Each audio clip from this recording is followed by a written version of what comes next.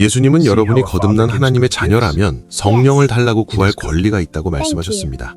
그리고 예수님은 실제로 구해야 할 책임을 우리에게 지우셨습니다. 여러분이 선하고 성경적인 것을 구했을 때 결코 나쁜 것을 받지 않을 것이라는 사실을 명심하십시오.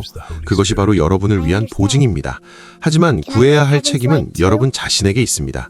그리고 나서 성령을 받는 실제적인 단계에 대해 요한복음 7장 37절, 38절, 39절의 세 구절을 읽어보겠습니다.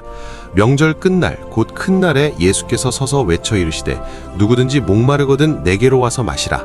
나를 믿는 자는 성경의 이름과 같이 그 배에서, 그것이 바로 예수님께서 말씀하신 것입니다. 그 배에서 생수의 강이 흘러나오리라. 그렇습니다. 믿는 자들은 성령을 받아야 합니다. 다시 요한복음 7장으로 돌아와서 어떻게 성령을 받는지에 대해 알아보겠습니다. 여기에 매우 간단한 4가지 단계가 있습니다. 첫째, 목말라야 합니다. 누구든지 목마르거든. 좋습니다. 그것이 여러분의 자격 조건입니다. 여러분이 성경 구절을 암송해야 하는 것도 아니고 11조를 낸 기록이 있어야 하는 것도 아닙니다. 그저 목말라야 합니다. 저는 사람들이 저를 찾아올 때 이렇게 말합니다. 기억하십시오. 성령 세례는 목마른 사람을 위한 것이고 축사는 간절한 사람을 위한 것입니다. 축사를 위해 사람들이 찾아오면 저는 때로 이렇게 말합니다. 들어보세요. 저는 당신을 도울 수 없습니다. 성령은 오직 한 부류의 사람, 즉 목마른 사람을 위한 것입니다. 둘째, 예수님은 내게로 오라고 말씀하셨습니다. 성령 세례를 원하신다면 세례를 주시는 분에게로 가야 합니다.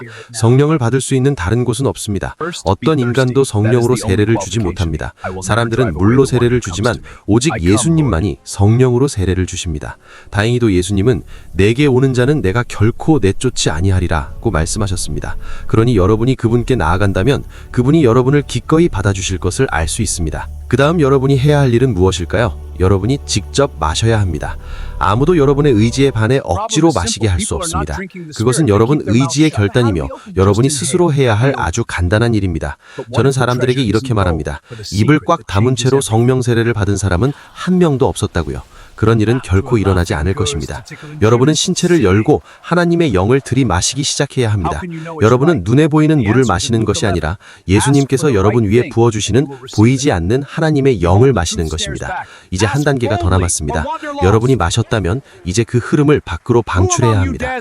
그 배에서 생수의 강이 흘러나오리라. 이는 그를 믿는 자들이 받을 성령을 가리켜 말씀하신 것이라. 따라서 마지막 단계는 흘러나오는 것입니다. 어떻게 그런 일이 일어날까요? 입을 통한 말을 통해서입니다. 여러분은 여러분이 아는 언어를 말할 것이 아닙니다. 여러분은 성령께서 주시는 언어를 한 번도 들어본 적 없고 이해하지 않으며 배운 적도 없고 아마도 앞으로도 영원히 이해하지 못할 언어를 말하게 될 것입니다. 아멘.